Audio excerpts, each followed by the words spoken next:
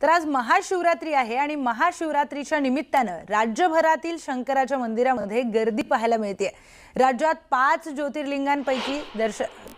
ज्योतिर्लिंगांमध्ये दर्शनासाठी भाविकांनी गर्दी केली आहे। तर 12 ज्योतिर्लिंगांपैकी एक असलेल्या ज्योतिर्लिंग भीमाशंकर मंदिरामध्ये महाशिवरात्रीची महापूजा संपन्न झाली आहे। यावेळी परिसरामध्ये सुरू असलेल्या विकास कामांची पुण्याचे जिल्हाधिकारी जितेंद्र डुड्डी यांनी पाहणी केली। विकास कामांमुळे मंदिर दर्शनासाठी बंद आहे। तर हिंगोलीच्या औंढा नागनाथ येथे देशातील 8व्या स्थानी असलेलं ज्योतिर्लिंग नागनाथ मंदिर आहे। आज महाशिवरात्रीच्या या पर्वावर या मंदिरामध्ये भाविकांनी मध्यरात्रीपासून मोठी गर्दी केलेली पाहायला मिळाली। तर आमदार संतोष बांगर यांच्या हस्ते मध्यरात्रीनंतर दुग्धाभिषेक आणि महापूजा करण्यात आली। त्याचबरोबर काही दृश्य त्र्यंबकेश्वरची आपण बघतोय।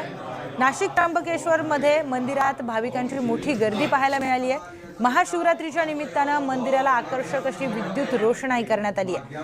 12वे ज्योतिर्लिंग म्हणून ओळख असलेल्या कृष्णेश्वर मंदिरामध्ये भाविकांनी मोठी गर्दी केली आहे। छत्रपती संभाजीनगरचं चित्र आपण बघतोय। छत्रपती संभाजीनगर जिल्ह्यातील वेरूळ मधील कृष्णेश्वर महादेवाचं दर्शन झाल्याशिवाय परिक्रमा पूर्ण होत नाही अशी आख्यायिका आहे। महाशिवरात्रीच्या निमित्तानं 12 ज्योतिर्लिंगांपैकी एक प्रभू वैद्यनाथाच्या दर्शनासाठी बीडमध्येही तितकीच गर्दी पाहायला मिळते। बीडच्या परळीमध्ये ही भाविकांची अलोट गर्दी आपण पाहतोय। मध्यरात्रीपासून भाविकांना मंदिर दर्शनासाठी खुलं करण्यात आलं। भाविकांच्या लांबच लांब रांगा आपल्याला सगळ्याच मंदिरांमध्ये पाहायला मिळतात। दर्शन रांगेमध्ये हर हर महादेवचा जयघोष करत भाविकांच्या मंदिर परिसरातील घोषणांनी हा मंदिर परिसर देखील दुमदुमून गेलाय। ओम